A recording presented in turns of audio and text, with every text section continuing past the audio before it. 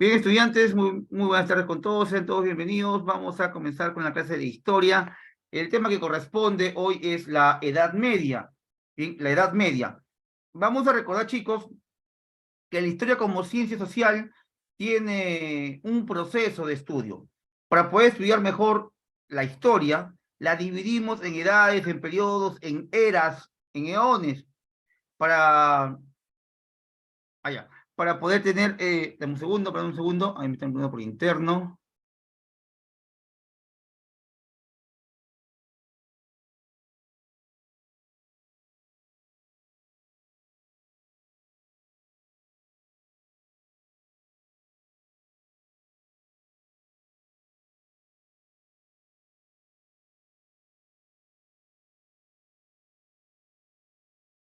Bien, le decía que la edad media es una edad dentro de la división de la historia. ¿Y cómo se divide la historia?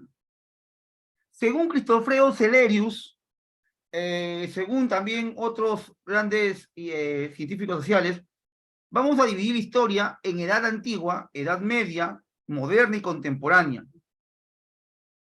Siendo también otro periodo la prehistoria, que es desde la aparición del hombre hasta la escritura. Si lo ponemos dentro de una línea de tiempo, vamos a ver lo siguiente. Mira, en una línea de tiempo, vamos a acomodar esto, ¿ya? Solamente voy a ponerlo con letras, ¿ya? Como si fuese el tema segmentos en geometría, sí, creo que es geometría. Vamos a ponerlo así, ¿ya? Del punto A al punto B, vamos a imaginar aquí que es un periodo, le vamos a poner el periodo pre, ¿te parece? Del periodo B al periodo C es EA, que viene a ser edad antigua. Del periodo C al D sería edad media. Periodo D, perdón, del D al E sería la edad moderna. Ponemos emo, ¿no? Emo, edad moderna. Y finalmente vamos aquí a agregar algo más, a ver. Vamos a agregar aquí un segmento más. De la E hasta la F sería la edad contemporánea. Contemporánea. Ponemos periodo con. Bien, y la manera en la cual se divide la historia, ¿bien? El día de hoy vamos a ver la Edad Media. El periodo que está acá, justo en el medio, la Edad Media en el medio. Mira, de manera coincidente, ¿eh? No es que lo había preparado de esa manera. Antes de la Edad Media estuvo la Edad Antigua. Y antes de la Edad Antigua, la prehistoria. ¿Cuándo comienza la prehistoria? A ver, Milén Geraldine. ¿Cuándo comienza la prehistoria? Esa pregunta es de examen de admisión, examen de CEPREVI, sumamente fácil, aunque a veces nos olvidamos. Y para eso estamos acá, para recordar. Porque esto, si no me equivoco, dentro del sílabus de la carpeta pedagógica que te pide el ministerio, esto se estudia en primero de secundaria. En primero de secundaria te dijeron, ¿cuándo comienza la prehistoria?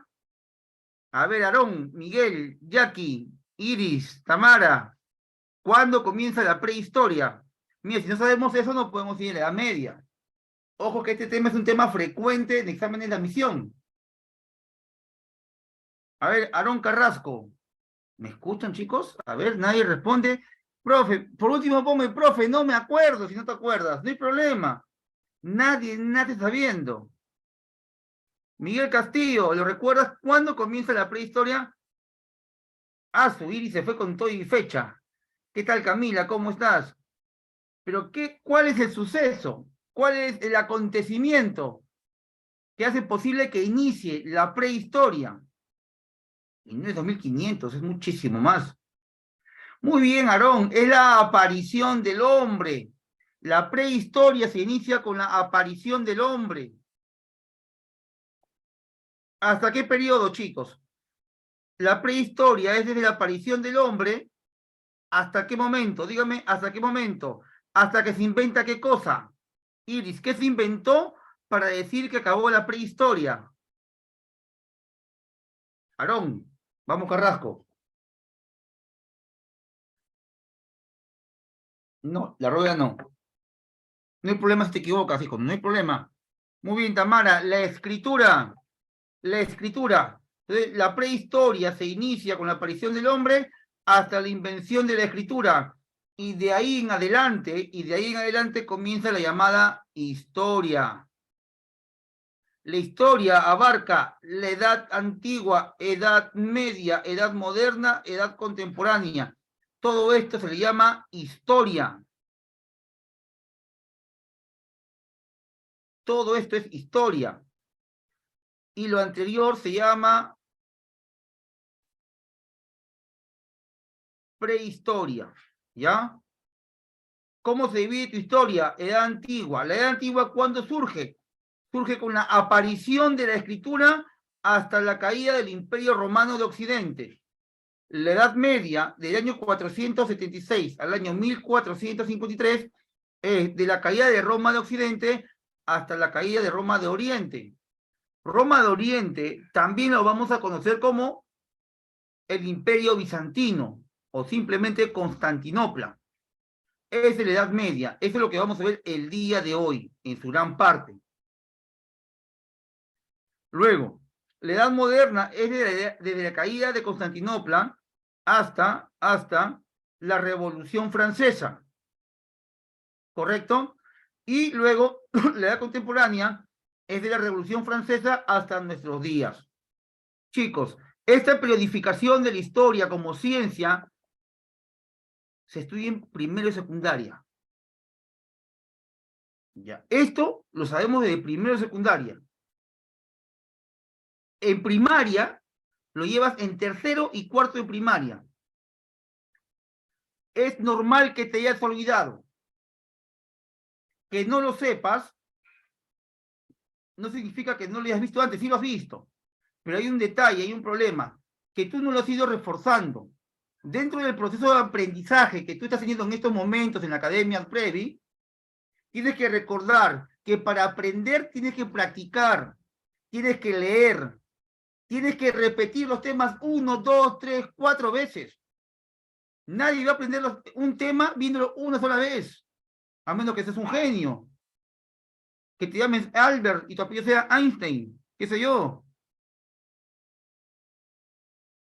No vas a aprender el tema viéndolo una vez. Luego de que tú veas este tema conmigo el día de hoy, hoy 9 de junio, lo vamos a ver de repente acá 2, 3 semanas más, en un seminario. Y no me vengas a decir, profe, ya vimos ese tema. No, no. Tienes que estar tú ahí para reforzar. Tú en el curso de psicología vas a ver lo que es aprendizaje, vas a ver lo que es memoria. Existe la memoria de corto y largo plazo. Entonces tú tienes que crear dentro de tu CPU, tu cabecita, que solo vas a poder transformar esto a largo plazo, reforzándolo varias veces a corto plazo. Es decir, repitiendo, repitiendo, repitiendo. ¿Bien? Esto tú lo has visto. De todas maneras, es obligatorio. En todos los colegios lo enseñan. No hay problema si lo has olvidado. Hoy día quiero recordártelo. ¿Está bien? Si no respondiste, no te sientas mal. Y si respondiste mal, tampoco te sientas mal. Si respondiste bien, te felicito. Bien, hay que seguir estudiando, chicos. Vamos a reforzar esta partecita. Dejo de compartir un momento, por favor. Dame un momento. Bien, no te olvides, ya no te olvides esta división que es sumamente importante para comenzar con el tema, sobre todo Edad Media, ¿bien? Profe, antigua, tranquilo, vamos a ver todos los temas sin excepción. Dame un segundo.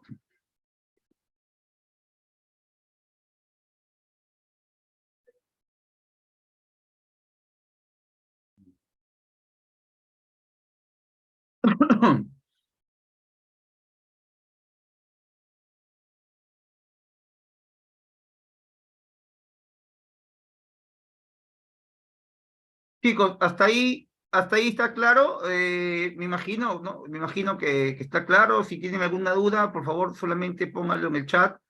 Te voy a activar el micrófono. También, si quieres abrirlo, no hay problema. ¿Bien? Todo claro, no vamos a reforzar esta partecita. Para mí es muy importante el reforzamiento. Ya solamente dura estos 4 minutos y de ahí pasamos ya de frente al tema del día de hoy, pero no podemos ir al tema si es que esto no lo tienes bien específico, bien claro. ¿Ya, chicos? Denme por favor un minuto más que cargue el videíto. Aquí está, mis auspiciadores.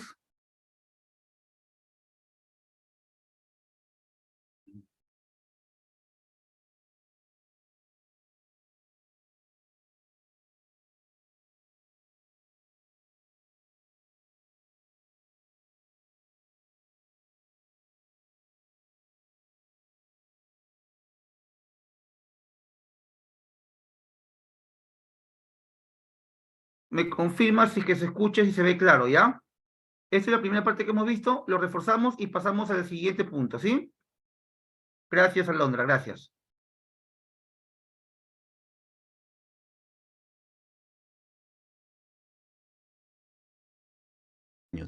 Ya que nos ayudará a ubicar de manera precisa los datos que necesitamos.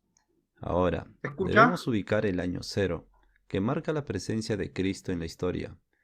También el año 1000 a.C., 2000 y 3000. Además, el 1000 después de Cristo y el 2000, que este es el año más cercano a la actualidad. En primer lugar, identificamos en esta parte de nuestra línea de tiempo a la prehistoria, que durará hasta el año 3500 a.C. En él se reconocen dos etapas: el Paleolítico, que se desarrolla hace 2.5 millones de años, conociéndose también como Edad de Piedra, donde los hombres desarrollan herramientas hechas con este material. También encontramos el Neolítico, desarrollada a inicios del año 7000 a.C., denominada etapa de la piedra pulida, y gracias a ello se favorece a la aparición de la agricultura y a la domesticación de animales. ¿Recuerdas que ubicamos el año 3500 a.C.? Es aquí que aparece la escritura, donde el hombre llega a poner por escrito los diversos sucesos que vive desde esa fecha en adelante. Es por ello que desde este punto se habla de historia.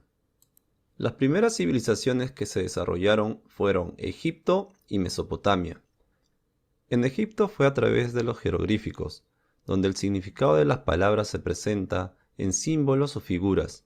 En cambio, en Mesopotamia fue a través de la escritura cuneiforme, hecha en tablillas de arcilla, a través de cuñas, para grabar caracteres, de ahí su nombre.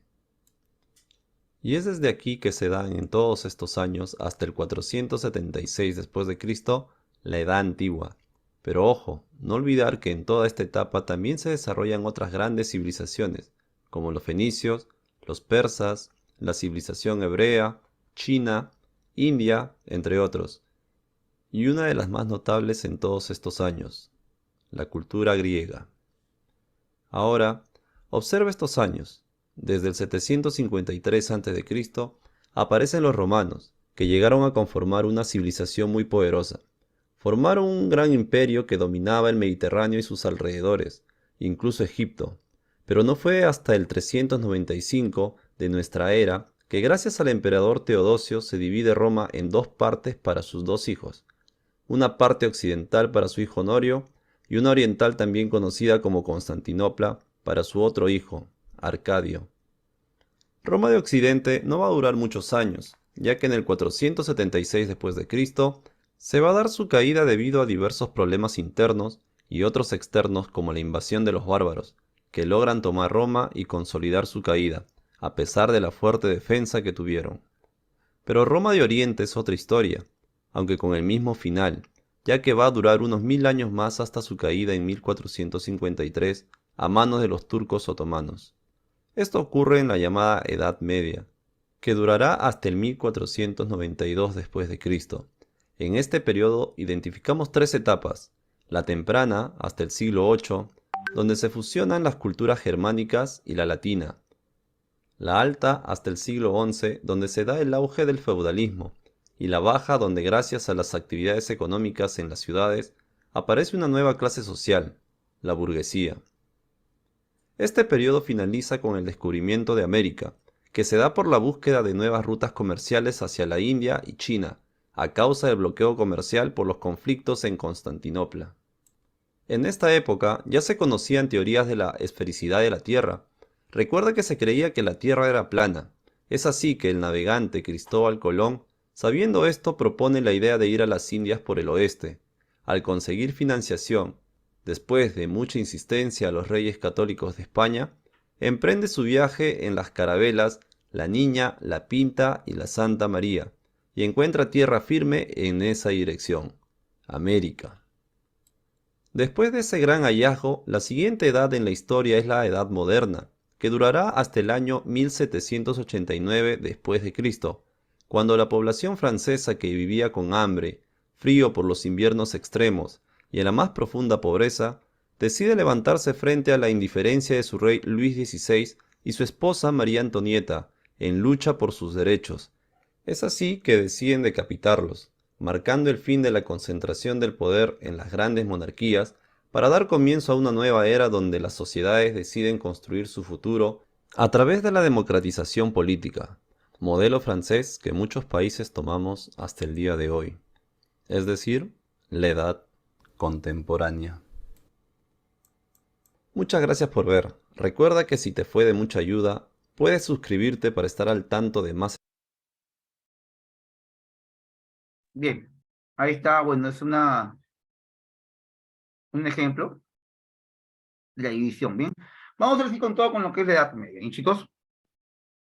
Esta Edad Media, chicos, a ver, se dice en el año 476, te mencionaba, con la caída de Roma de Occidente, y 1453 con la caída de Constantinopla. Recordemos que Roma de Occidente tenía como capital a la mismísima Roma, o llamada también Ravenna, y 1453 Constantinopla o el Imperio Bizantino. En 1453 cae el Imperio Romano de Oriente, que tuvo como capital Constantinopla y llamado también el Imperio Bizantino. Bien. Acá menciona que la Edad Media es la segunda edad de la historia universal. Se inicia con la caída del Imperio Romano de Occidente. Mira, cuando cae el Imperio Romano de Occidente, Roma de Occidente obviamente tuvo un emperador que cae junto al imperio. Pregunta de examen de admisión. ¿Cómo se llama el emperador de Roma de Occidente que cae junto a su imperio? También te lo pueden plantear como ¿quién fue el último emperador de Roma de Occidente? ¿Cuál sería tu respuesta? ¿Cómo se llamó el último emperador de Roma de Occidente? Esto no es nada difícil, se llamó Rómulo. Rómulo Augustulo. Rómulo Augustulo, último emperador de Roma de Occidente. Él es vencido por un señor llamado Odoacro. Odoacro. Y Odoacro es líder de un grupo de bárbaros llamados los érulos. Los érulos. Bien, así acaba Roma de Occidente, con la muerte de Rómulo Augustulo en manos de Odoacro, el líder de los érulos. Bien, en 1453 caería la par de Roma de Occidente, es decir, en 1453 cae Roma de Oriente. Cuando cae Roma de Oriente, también había un emperador. ¿Cómo se llamó el último emperador de Roma de Oriente? Se llamó Constantino. Constantino XI. ¿Bien? Constantino XI gobernaba Roma de Oriente, llamado también Constantinopla. Constantino XI es vencido o es derrotado por el musulmán Mohamed. Mohamed II. Mohamed II lideraba a un grupo llamado los turcos maometanos.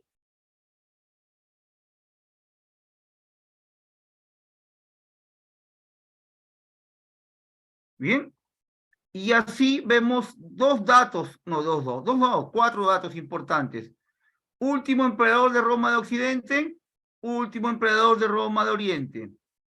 ¿Quién venció al último emperador de Roma de Occidente? Odoacro. ¿Quién venció al último emperador de Roma de Oriente? Mohamed. Mohamed II. Odoacro, ¿de dónde era? Él era érulo. Mahomet era turco maometano. Bien. Y así se da el inicio y el fin de la Edad Media. Bien, aquí está el dato. Ahora, la Edad Media, a su vez, se divide en tres. Bien.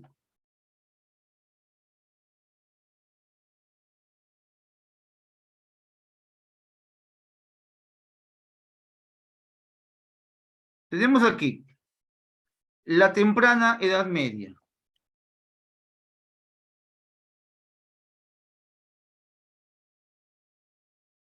Temprana EM, ¿ya? La temprana,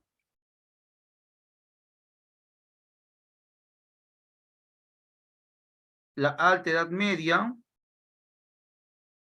y la baja Edad Media.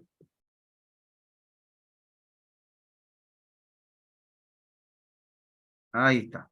Temprana Edad Media, alta Edad Media, baja Edad Media. O temprano medioevo, el alto medioevo y el bajo medioevo. También se le conoce así, ¿bien? ¿Cuáles son los acontecimientos más importantes de la temprana Edad Media? Lo vamos a ver más adelante.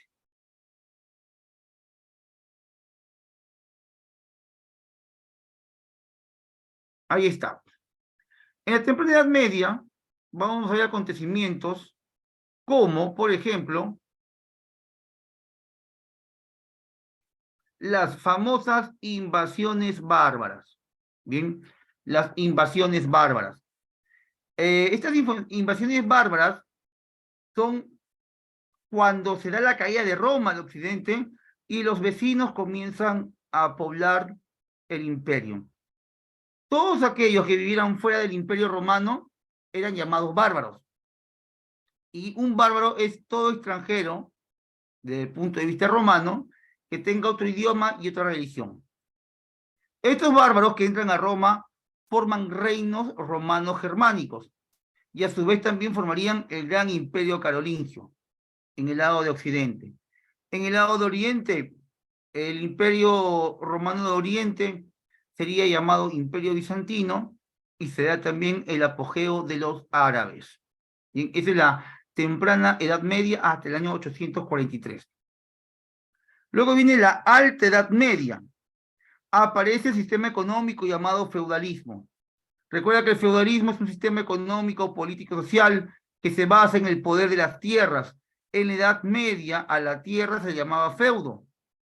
En la Alta Edad Media ya no había la presencia de un rey centralista, sino había la presencia de muchos señores feudales, llamados condes, vizcondes, duques, archiduques,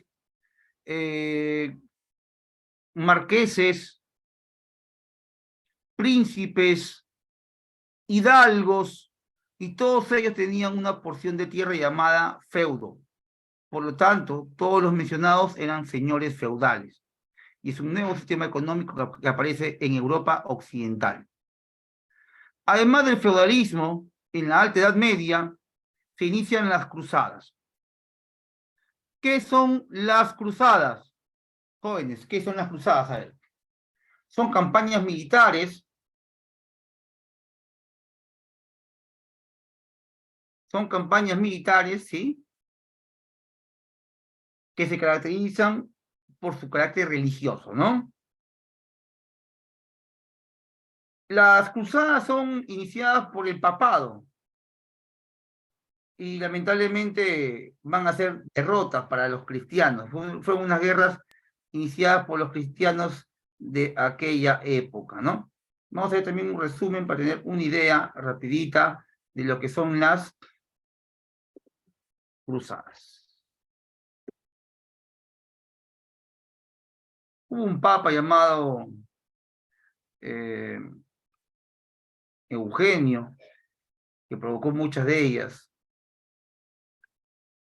Otro, el principal fue Urbano, claro, el principal fue Urbano. Rapidito vemos un pequeño resumen de lo que son tus cruzadas, ¿ya?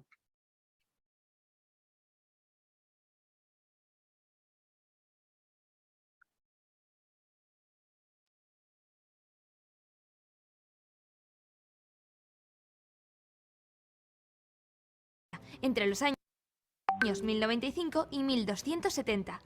Fueron impulsadas por la Iglesia Católica, más concretamente por el Papado, quien animaba a los nobles europeos a luchar contra los infieles, sobre todo musulmanes, pero también judíos y cristianos ortodoxos. Oye, si tú quieres formar parte del ejército de Draw My Life, suscríbete y dale a la campanita. Realmente el motivo de las cruzadas no era muy diferente a todas las conquistas realizadas siglos atrás. Simplemente querían ocupar los territorios de Oriente, la famosa Tierra Santa, habitada por los musulmanes desde el siglo VII, y así extender la fe cristiana. Pero también esos lugares les venían muy bien para controlar las rutas comerciales con Asia. Los participantes en las conquistas pronunciaban su voto de fidelidad y se les otorgaba una cruz.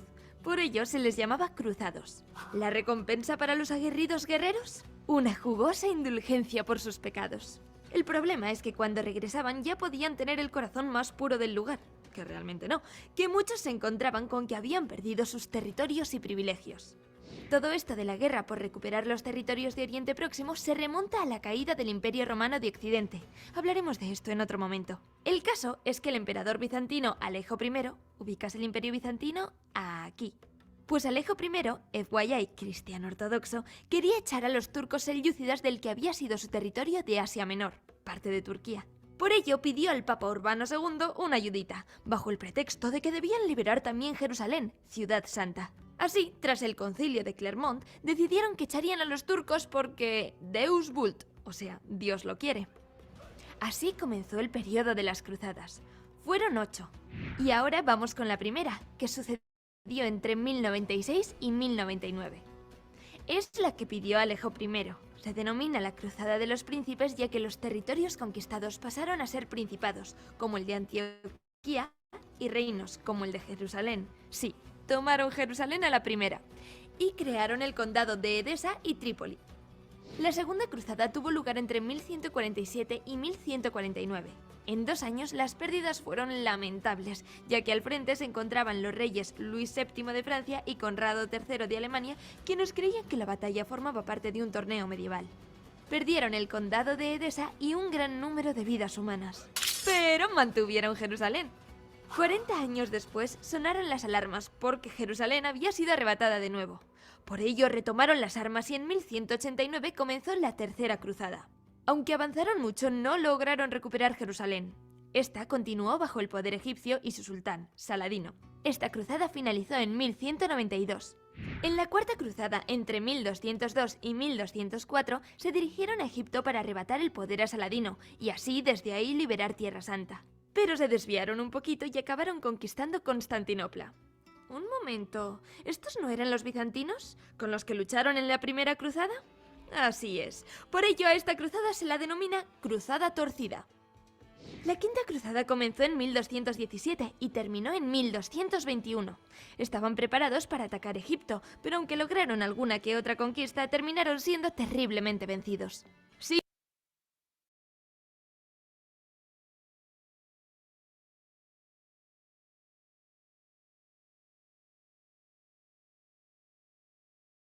Ahí tenemos una idea, ¿no? Ya eso lo vamos a desarrollar más adelante, ¿ah? Bien, la Baja Edad Media, que es la parte final de la Edad Media, chicos, hay un renacimiento urbano, vuelven a aparecer las ciudades con nombres diferentes, ¿no? Ya no se llamarían feudos, sino, por ejemplo, las nuevas ciudades, encabezadas por burgueses, reciben el nombre, por ejemplo, en Italia, el nombre de república, en Francia, el nombre de comunas, y en Alemania el nombre de burgos. En Alemania las ciudades ya modernas, acabando la Edad Media, se llamarían burgos, ¿no? De ahí vienen los nombres de burgueses.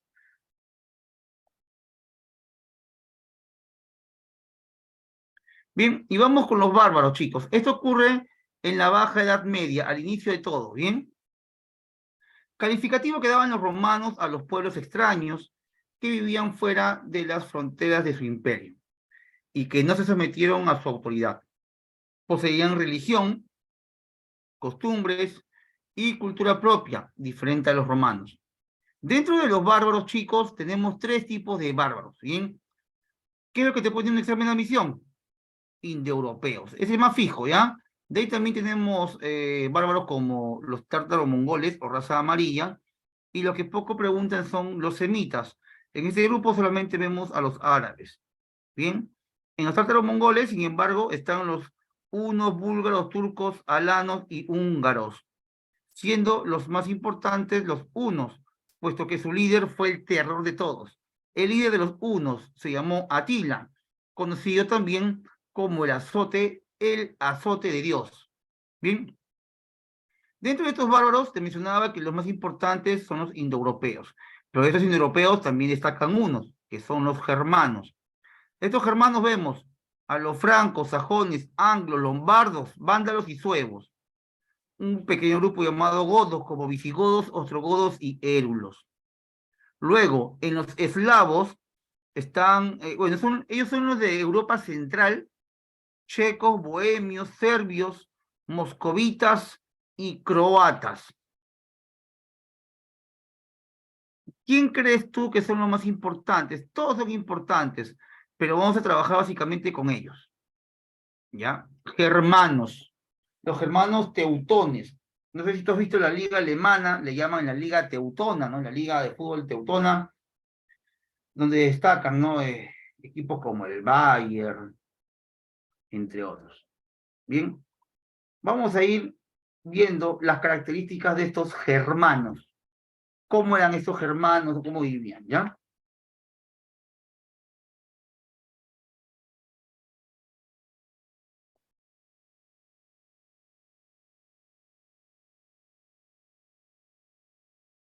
En lo social, vemos que el jefe era el padre. No practicaban la poligamia, pero sí la venganza colectiva. En lo económico, la tierra era muy importante, la agricultura, la ganadería y todo lo que la tierra podía proveer. La tierra era propiedad colectiva y se repartía anualmente. En lo jurídico, en lo judicial, ellos tenían dos formas de poder instalar un juicio. Estaba el famoso juicio del hombre y el juicio de Dios. El juicio del hombre es la huérgel, el juicio de Dios es la ordalía. Si un hombre acusaba a otro de robo o de lo que sea, tenía dos formas de ser juzgado y tú elegías. Imaginemos que a mí me acusan de un delito. Entonces yo voy a elegir cómo me van a juzgar. Señor José Beltrán, usted ha sido acusado de robo. Ya digo, bueno, sí, he cogido esto, pero yo pensaba devolverlo, así que me someto a la huérgel. Me acusan de llevarme 20 cabras, 20 vacas, 20 toros. Ya, ¿cuánto vale eso? Listo, voy y lo pago. Esa es mi penalidad. Pagar por un supuesto delito. Huérgel. Yo como hombre pago con el dinero que me ha costado mi trabajo. Juicio del hombre. Pago que efectuaba el culpable por la ofensa cometida. Con esto yo evitaba ser ajusticiado, apedreado o simplemente amorrado a una gran roca y aventado a un río. Pero si yo no contaba con el dinero, me podría elegir someterme a la ordalía, que es el juicio de Dios. Ahí yo no decido si estoy culpable o inocente, si pago o no pago. En la ordalía el que decide es Dios. Profe, ¿y cómo decide Dios? ¿Acaso Dios va a bajar en su caballito blanco? No. Si te pongo una prueba, ¿no? Habían varias pruebas. Por ejemplo, si me acusaban de un delito X, ¿no? Me acusa a mí, por ejemplo, el joven Isaac, me acusa a mí. Entonces, él dice que soy culpable, yo digo que él es culpable. Entonces, el juez, el encargado del grupo germano, nos ponía en un duelo. un duelo a muerte, en el cual sobreviviría aquel que era inocente. Y el que moría, obviamente, era el culpable. Ese es el juicio de Dios, porque Dios apoyó a uno, en este caso, ¿no? Otra forma también, como ejemplo, se pone el decir que si alguien difamaba a una persona, y este decía que era mentira, solían poner una espada caliente en la boca del acusado y del acusador. Dicen que a veces funcionaba. Nos dicen que en ocasiones, o sea, le ponían la espada al rojo vivo en la lengua. Y si no te quemabas, significaba que eras inocente. ¿Puedes creer eso? Sí, y bueno, no sé qué tan cierto sea, pero dice que había ocasiones en las cuales a la persona acusada se le ponía la espada incandescente y no le pasaba nada. Si no le pasaba nada, significa que Dios lo ha protegido, ¿no? Es una prueba de Dios. Así se dividió su forma jurídica, Wergel y Ordalía. ¿Y chicos?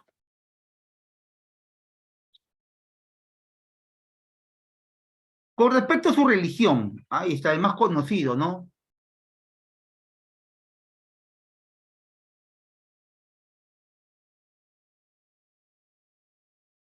Los dioses, dicen que eran politeístas. El dios más importante es Odín o Gotán. Él es el señor del cielo, dios de la guerra. Su hijo es Thor, dios del trueno. Ojo, que es muy famoso también en las películas Loki, ¿no? Loki, el dios de la mentira. Pero Loki, dentro de lo que es la mitología y el rumor germano, no es un dios popular, ¿no? Es un dios más que todo que lo han hecho popular para las películas y todo eso, ¿no? Bien, aparte de Thor está Sun, que es el sol, Mon, la luna, Freya, la primavera, juventud, matrimonio, amor, y además Freya es la esposa de Odín, madre de Thor. Luego tenemos a la Valhalla, que es la morada de los dioses, y las Valquirias, que son las diosas guerreras que llevan a los guerreros caídos en batalla al Valhalla. ¿Alguno de ustedes ha visto Avengers, Los Vengadores, o la película Thor, que sale en... Ah, sí, es el Ragnarok, ¿no? Esta es parte de la mitología también germana.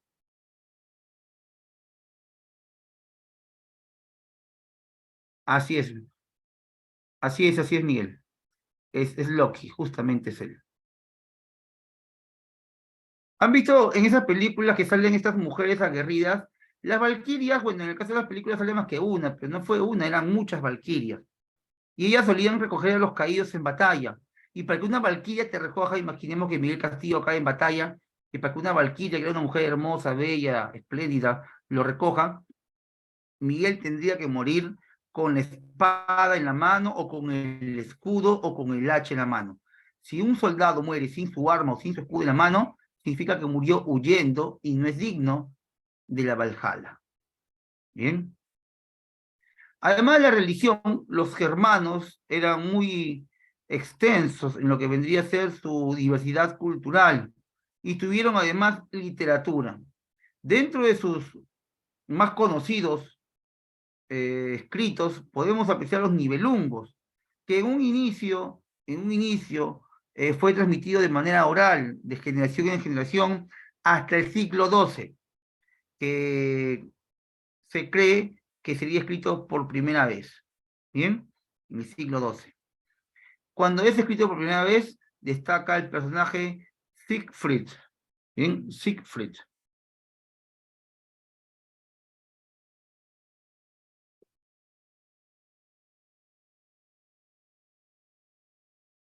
Bien, estos germanos, que eran parte de los bárbaros que invaden Roma, van a invadir Roma de dos maneras. De una manera pacífica y de una manera violenta. En un inicio, les comenté que Atila, el azote de Dios, era el terror de todos.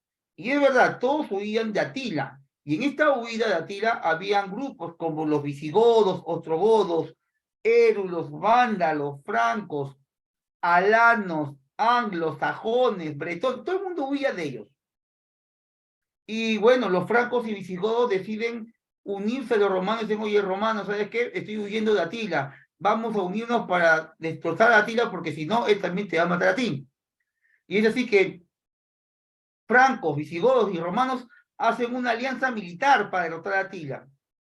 Con el tiempo lo van a hacer, van a vencerlo. ¿Cuáles son las causas de las invasiones? Primero, el aumento de la población bárbara, es decir, las ciudades que estaban en la periferia de Roma comienzan a crecer y ahí tienen una explosión demográfica muy grande. Estos señores buscan poseer nuevas tierras y aprovechan la crisis del Imperio Romano de Occidente para invadir. Muchos de estos germanos que entran a Roma entran como, acá menciona, ¿no? Los bárbaros ingresan al Imperio Romano contratados para realizar labores agrícolas, es decir, entran a Roma como agricultores, como trabajadores del hogar, domésticas, o como soldados. En el año 376 después de Cristo, los visigodos piden protección al emperador de Roma Valente, estableciéndose en los Balcanes a cambio de sus servicios militares. Se sublevaron 2 años después, venciendo a los romanos en la batalla de Adrianápolis. En el año 395 muere Teodosio, dividiéndose el imperio entre sus hijos Honorio y Arcadio. Es decir, primero entran de manera pacífica como amigos. Luego se tornan un poco violentos. Mediante la guerra se caracterizó por el robo, saqueo y pillaje. Vemos que los visigodos al mando de Alarico abandonan los Balcanes y se apoderan de Roma en el año 410. A la muerte de Alarico, lo reemplaza su cuñado Ataulfo, con quien salen de Roma y se van hacia el sur de Francia, conocido en aquel tiempo como las Galias, y de Francia cruzan los Pirineos, una cadena montañosa que divide Francia de España, llegando así al norte de España el año 414. Y se establecen en España, los visigodos. Luego están los hunos. Ellos llegan a Europa en el año 370, dirigidos por Atila, conocido como el azote de Dios. Dicen que por donde caminaba su caballo, nunca más crecía la hierba. Ante el enemigo común se unen los romanos, francos y visigodos, liderados por el general romano Aecio, quienes derrotan a los hunos en la batalla de los campos catalúnicos. Atila muere en el año 453. Mira, Atila es derrotado en el 451, pero muere 2 años después. ¿Cómo es que muere Atila? Atila lo mata a su propia esposa. Atila se casa y la misma noche de bodas su esposa lo envenena. ¿Pero por qué? ¿En ocasiones no lo amaba? No, no lo amaba, pues porque esta mujer había sido secuestrada de Roma y juró vengarse. El día del matrimonio, al cual fue obligada a casarse, decidió envenenarlo a Atila. ¿Sí? Luego los vándalos, ellos recorren las Galias, luego España, luego los vándalos son vencidos en España por los visigodos y por los francos en las Galias y se quedan finalmente en Túnez. Esto queda al norte del África. Ahí estaban felices hasta el año 455. Un poco después llegaría Justiniano desde Roma de Oriente y los mata a todos.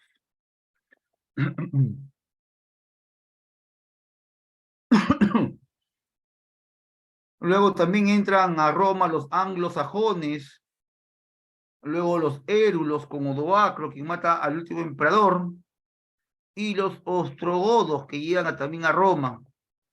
Bien, finalmente vemos a los francos. En los francos nos vamos a detener, puesto es importante y es muy relevante, puesto Clodión el Melenudo llega a las Galias y luego de llegar a Clodión el Melenudo se establecen en las Galias y crean el reino franco, encabezados por Meroveo. Meroveo crea la dinastía merovingia para que luego venga Clodoveo. Clodoveo los transforma en cristianos. Luego de Clodoveo viene una seguidilla de gobernantes a los cuales apodarían los reyes holgazanes, donde destaca Thierry IV y Childerico III. Bien, esto de los francos lo vemos aquí, más adelantito, más adelantito. A ver. Primero veamos las consecuencias de las invasiones bárbaras, ¿bien? A ver, chicos, hasta ahí, por favor, ¿tienen algún tipo de pregunta, algún tipo de duda, por favor? Si todo claro, también dime, profesor, todo claro. Profesor, no entiendo, muchos nombres, ya me mareé. Profesor, ¿cuándo entran los Transformex? No, nada de eso. ¿Se entiende todo, Tamara, Iris, Alondra, Miguel?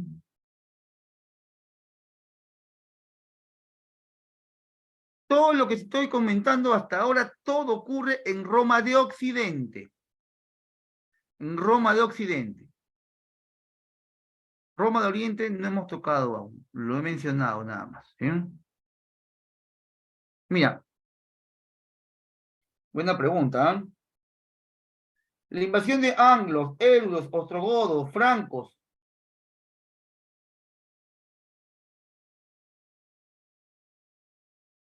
Visigodos, hunos, todos invaden Roma de Occidente. Profe, ¿y por qué no invaden Roma de Oriente? Sencillo, pues porque en Roma de Oriente había una gran bonanza económica y además estaban bien organizados. Sin embargo, Roma de Occidente estaba en crisis, por eso es que le invaden. Roma de Oriente estaba feliz, estaba súper bien. Y Roma de Oriente solamente temía a un grupo, y solamente temían a los hunos, temían a Atila. Pero ¿cómo lo tuvieron tranquilo a los hunos, nuestros amigos de Roma de Oriente?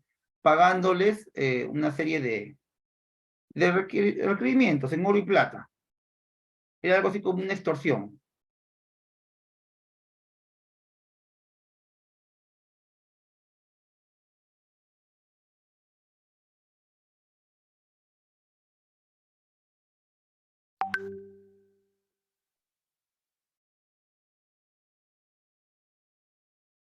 Bien, a ver, consecuencias en lo político. Destrucción del Imperio Romano de Occidente. Formación de los reinos bárbaros. Mira, hasta ese momento solamente son invasiones bárbaras. Todavía no hay reinos. De aquí en adelante se forman los reinos bárbaros. En lo económico, paralizan el comercio, la industria, declinan la vida urbana, desaparece la moneda, retroceso en la economía grecolatina. En lo cultural hay un retroceso de lo greco-romano. La barbarización se da en toda Roma. En lo religioso hay un enfrentamiento entre el paganismo, arrianismo y cristianismo. Ojo, que el paganismo y arrianismo es como el cristianismo, porque todos creen en Jesús, solo que creen en Jesús de una manera diferente. En el cristianismo lo ven como el Hijo de Dios a Jesús. En el caso del arrianismo y paganismo, no. Era una persona más, pero con ciertas cualidades. Bien, y comienzan los reinos germanos, los reinos germanos.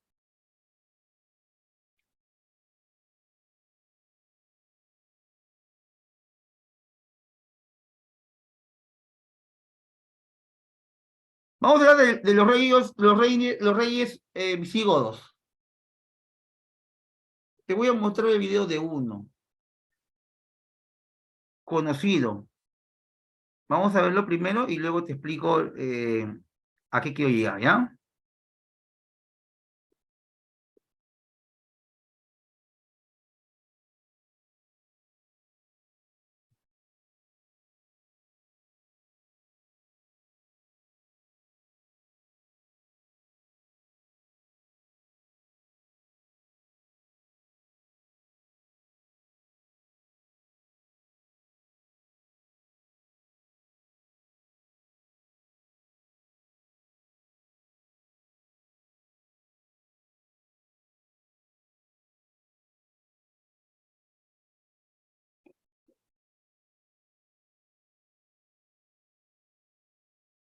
En el año 476, el Imperio Romano terminó de colapsar debido a los graves problemas internos, tanto políticos como militares, y a la corrupción, pero también por la presión ejercida desde el exterior de sus fronteras por los denominados pueblos bárbaros. A principios del siglo V, la península ibérica tenía una población aproximada de 5 millones de personas. En el año 409 fue invadida por las tribus de suevos, vándalos y alanos, estos últimos de origen asiático. En el año 416 aparecen los visigodos, que se habían aliado con Roma con la finalidad de eliminar de Hispania a las otras tribus invasoras. Los visigodos eran aproximadamente 80.000 y estaban a su vez empujados por los hunos y su caudillo Atila, que subió al trono en el año 434. Los suevos resistieron en el noroeste peninsular. Los visigodos, cuya capital estaba en el sur de Francia, en Toulouse, fueron derrotados por los francos en la batalla de Buil y trasladaron la capital a Toledo, en el centro de la península ibérica.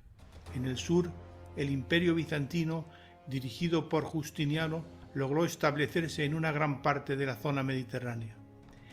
En el año 585, el rey visigodo Leovigildo, después de varias campañas militares, consiguió la unificación geográfica al incorporar el reino suevo. Su hijo Recaredo llevó a cabo la unificación religiosa al abandonar en el tercer concilio de Toledo la herejía arriana y convertirse al catolicismo, que era la religión mayoritaria de la población hispano-romana.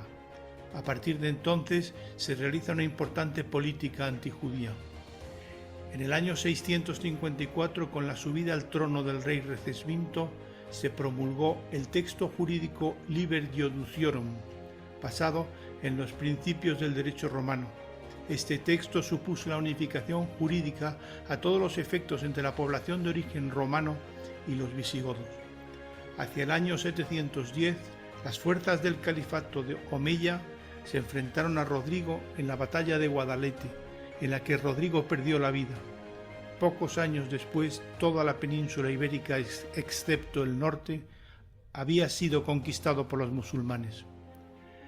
Los grandes intelectuales de la época visigoda fueron eclesiásticos como San Isidoro y San Leandro. San Isidoro, que fue obispo de Sevilla y escribió las Etimologías, la primera enciclopedia de la historia, donde a partir del origen de las palabras se sistematizan y explican todos los conocimientos de su tiempo. En lo que se refiere a la arquitectura, destacan las iglesias de San Juan de Baños en Palencia, San Pedro de la Nave en Zamora, Santa Comba de Banda en Orense y Quintanilla de las Viñas en Burgos.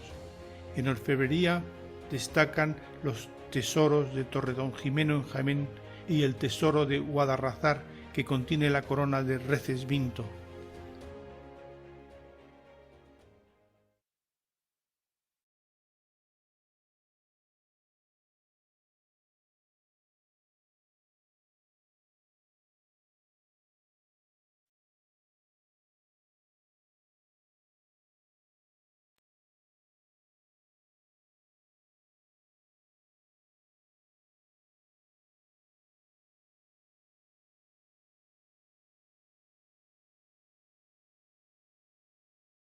Bien, lo que ocurre con los visigodos, estudiantes, es que ellos, recordemos que no son de España inicialmente. Los visigodos son del Mar Negro, ¿correcto? Está al este de Europa. Y de ahí se dirigen rumbo a lo que es Roma, se unen con los romanos y de ahí rumbo al sur de Francia y norte de España. Un tiempo deciden cruzar los Pirineos y totalmente se deciden a quedarse aquí. Aquí, en esta zona, estoy pintando de azul, mira, mira. Aquí están los Pirineos. Los que son los Pirineos son unas montañas que dividen la península hispánica. Aquí llegan los visigodos. Sus reyes más importantes, Leovigildo Recaredo. Bien, Leovigildo era arriano y comienzan las guerras de religión. Recaredo los vuelve católicos a todos, mediante el Concilio de Toledo. Finalmente, el último rey visigodo, el más recordado, es Don Rodrigo. ¿Por qué Don Rodrigo? Porque a él lo vencen los musulmanes, lo vencen aquí, Esto se llama Gibraltar. Y en Gibraltar se da la famosa batalla de Guadalete en el año 711. Y en Guadalete, don Rodrigo se encontraba con todas sus tropas en el famoso cañón de Gibraltar. Estaban todas las tropas. Y al otro lado, en la zona de África, estaban los árabes musulmanes dirigidos por Tarik. Tarik, cuando cruza Gibraltar, se encuentra con los visigodos, y los visigodos, antes de combatir, le dicen: un momentito, Tarik, ¿sabes qué? Evitemos la muerte, te entregamos a nuestro rey. Obviamente que un puñado decide defender al rey, ¿no? Igual lo van a matar a todos. Murió el rey Don Rodrigo en manos de Tarik. De ahí en adelante, del 711 al año 1492, España estaría bajo el poder árabe musulmán. ¿Bien? Casi 700 años. Y ahí quedó el reino visigodo.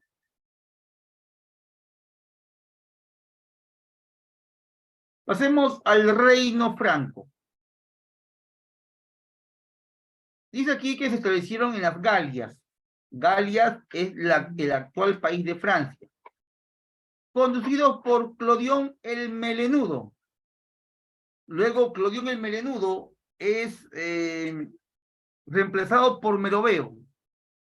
Meroveo funda la dinastía merovingia y luego lo reemplaza Clodoveo, quien cristianizó a los franceses. Luego vencen a los alamanes del oeste, batalla de Tolbiac, y a los romanos en Soissons. Después menciona aquí, gobierna Dagoberto, y a sus familiares de Dagoberto, a sus sucesores, los van a apodar los holgazanes. De ahí en adelante a los francos los llamarían los reyes holgazanes. El último rey holgazán se llamó Childerico III, quien es derrotado por Pipino el Breve, hijo de Carlos Martel, quien funda la dinastía carolingia.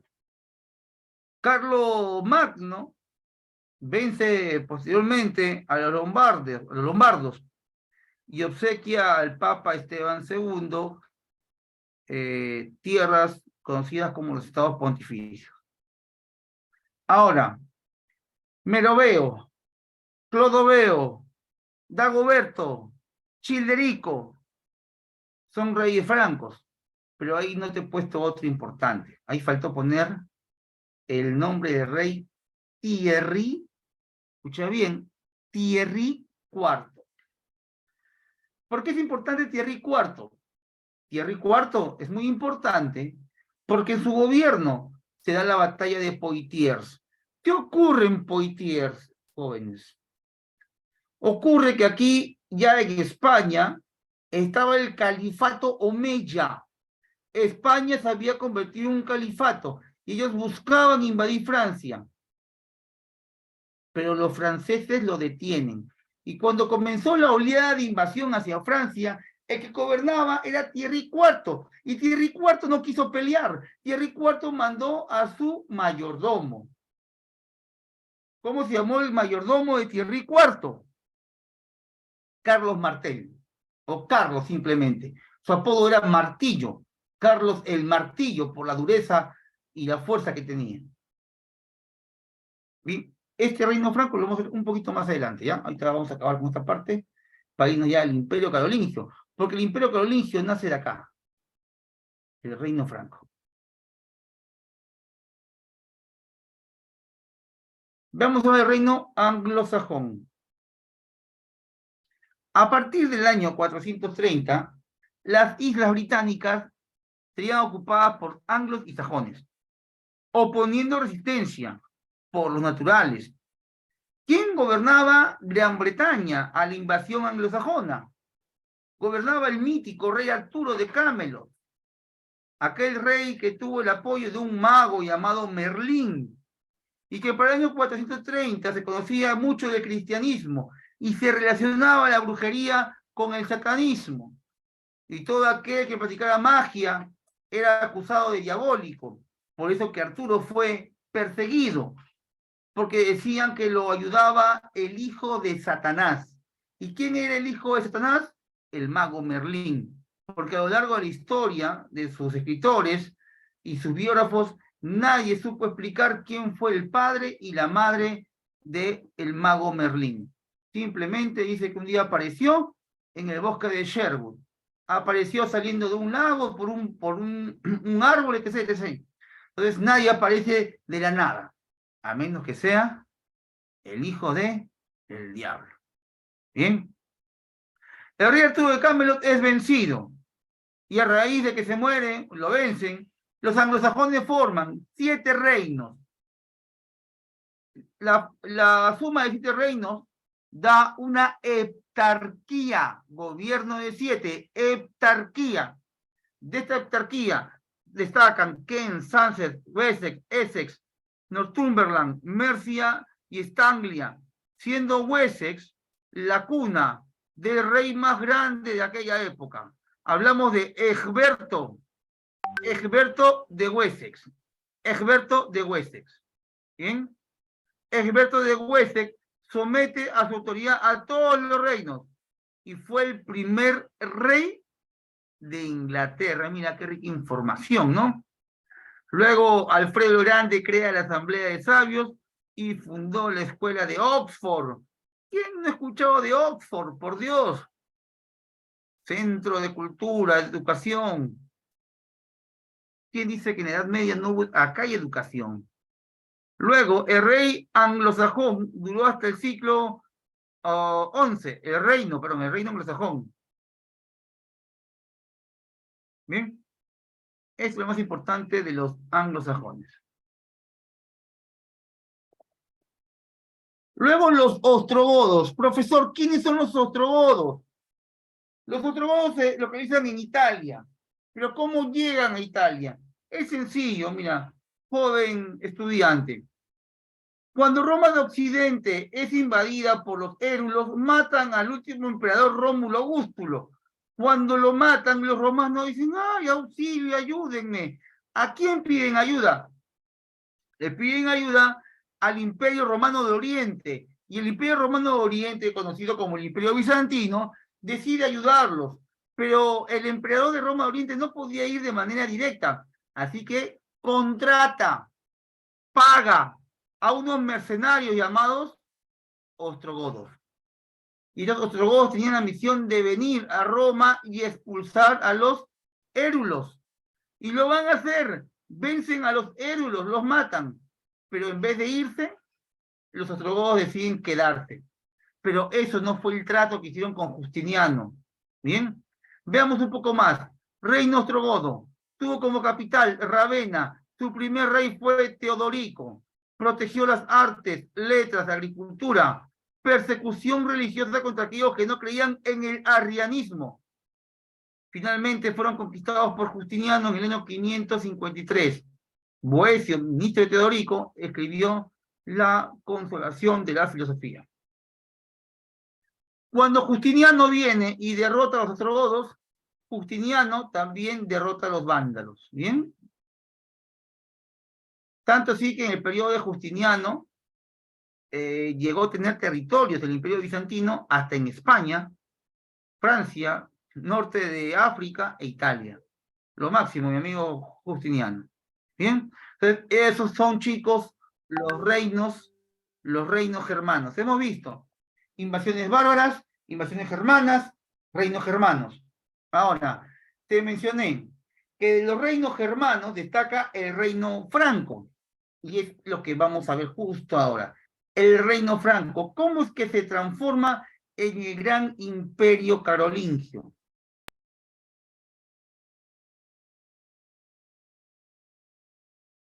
El imperio carolingio tuvo como capital Aquisgrán. Aquisgrán. Los francos, mencionan aquí, etimológicamente significa hombre libre y atrevido. Fueron guerreros, corpulentos, de tez blanca, Ojos azules, oye, como tu profe, mira, ojos azules.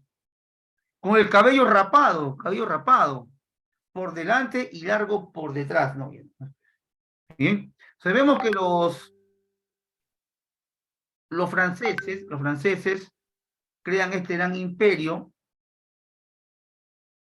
y su capital es Aquisgrán. A ver, un segundito.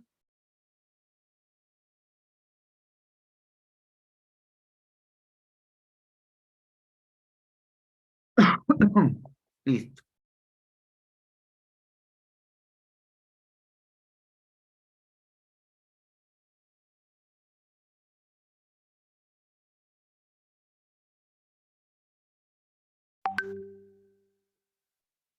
Ay, perdón, se me ha apagado el micrófono. Antecedentes del Imperio Carolingio. Antecedentes. Carlos Martel, te mencioné, ¿no? El duque, el hombre que peleó contra los musulmanes en Poitiers. Duque de Austrasia. Venció después de 7 días a los musulmanes en la batalla de Poitiers. ¿No?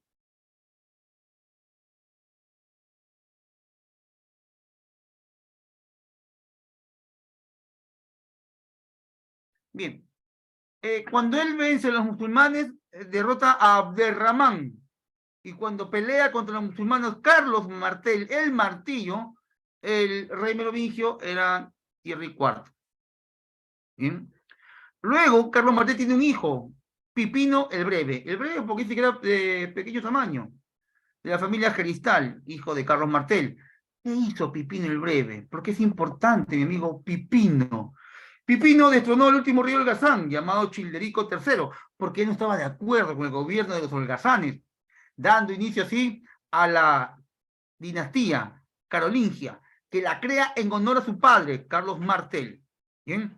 Luego Pipino es reconocido por el Papa Zacarías, ¿no? Y justamente Zacarías lo ayudaría a Pipino a sacar al último emperador o al último rey holgazán. Bien. En el año 728, Pipino divide su reino entre sus hijos, Carlos y Carlomán.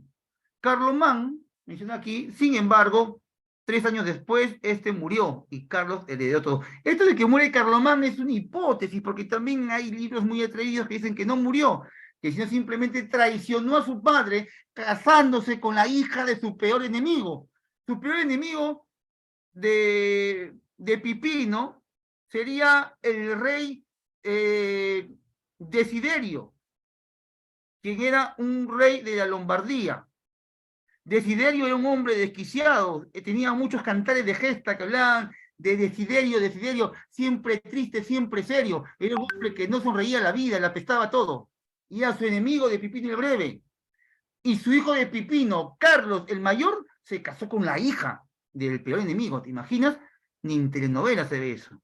Es por eso que Pipino le quita la herencia a él y se le da a Carlos. Y a Carlos, muy humilde él, es llamado luego Carlos el Magnífico, porque tendría grandes campañas militares, aunque sufrió mucho en su campaña en España, porque su campaña en España incluso moriría su sobrino, el famoso Rolando, y se crea el primer cantar de gesta, el cantar de Roldán. Me imagino que has escuchado alguna vez, ¿no? Y bien, apenas asume el poder Carlomagno, comienza el renacimiento del Imperio Romano de Occidente. Al llegar al trono, Carlomagno se propuso restaurar la unidad política del Imperio Romano y consolidar el cristianismo en Europa. Para lograrlo, sometió a los sajones, que habitaban en el norte de Alemania, hasta convertirlos al cristianismo. Al mismo tiempo, y luego de mucho de batallar, exterminó a los ávaros, pueblo de origen mongol, que amenazaba a Baviera, Alemania. Luego, por el sur, Carlomagno se apoderó del reino de los lombardos en Italia. Aquí ya destrozó a la familia de Desiderio. ¿Bien? Esto ya te dejo para ti. ¿Qué es lo más importante? ¿Qué es lo más importante? Ah, ya, mira.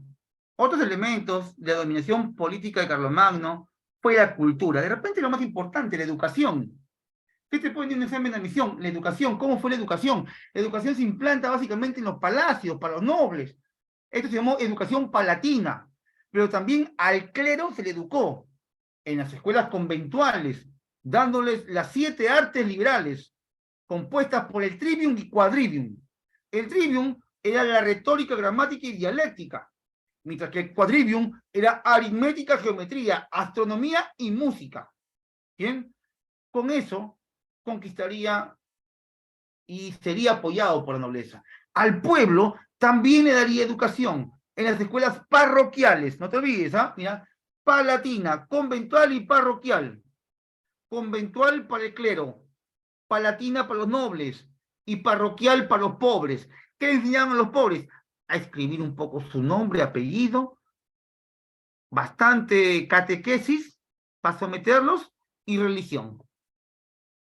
Finalmente, jóvenes, finalmente, esto lo dejo para ti. Ya te lo expliqué, ya te lo expliqué.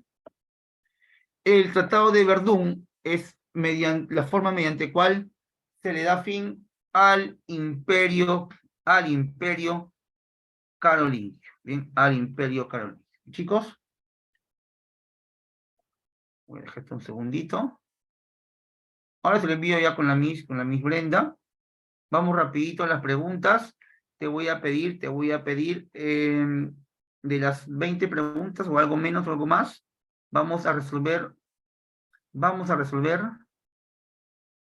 las primeras 5, ¿ya? Las primeras 5, las primeras 6, y luego voy a programar ya con la coordinación para hacer un seminario y expandirnos un poco más en la Edad Media.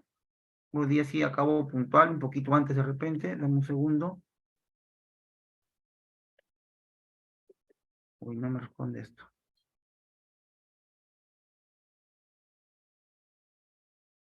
Ahí está. Listo, ahora te comparto, ¿ya? Está compartiendo las preguntas. Chicos, vamos a las preguntas. Si tienes tu pregunta, vamos ya con las clavecitas, por favor.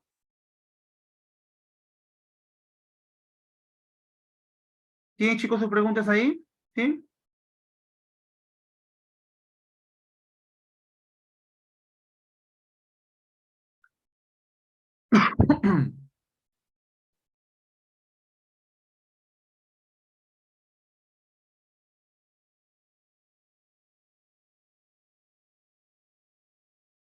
Sí, Iris, de todas maneras, esta semana vamos a ver cómo lo programamos para que ya a partir del 24 perdón, 17 de junio comenzamos con los seminarios de todos los cursos, ¿bien? Vamos a trabajar todos, ¿sí? No te preocupes en eso, que es el compromiso de la academia, ¿sí?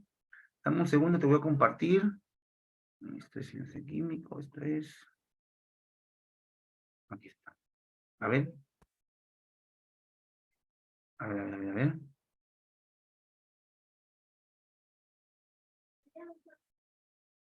A ver.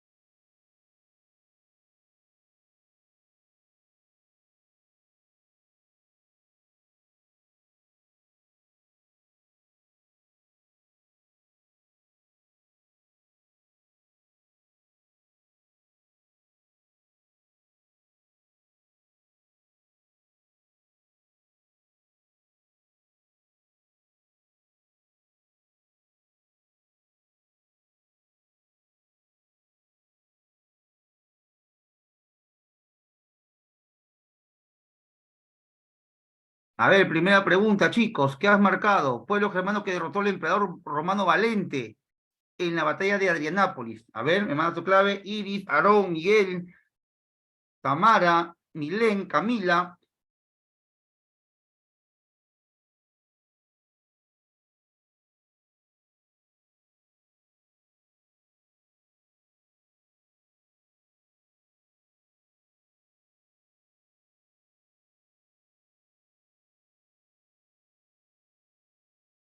Bien, pregunta número 1, clave B, visigodos. Pregunta número 2, la cosmovisión del mundo germánico fue de carácter, esto es politeísta, ¿bien? Siendo su principal dios, Wotan. Pregunta 2, letra E. Pregunta 3, rey ostrogodo que logró vencer al rey Érulo o Doacro, conquistador de Roma de Occidente. ¿Quién fue el rey de Ostrogodo? Él es Teodorico, letra C. Teodorico, número 4. Relacione correctamente. A ver, Genserico corresponde. No es Rómulo, no. Genserico corresponde a los vándalos. Entonces dice A2, B, Egberto 3, Recaredo, visigodos.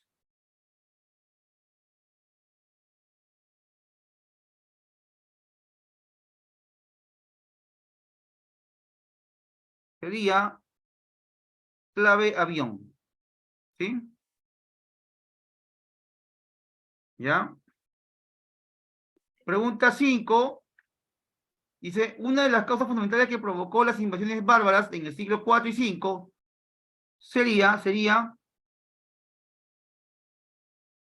la presión de los hunos sobre los germanos. ¿Bien?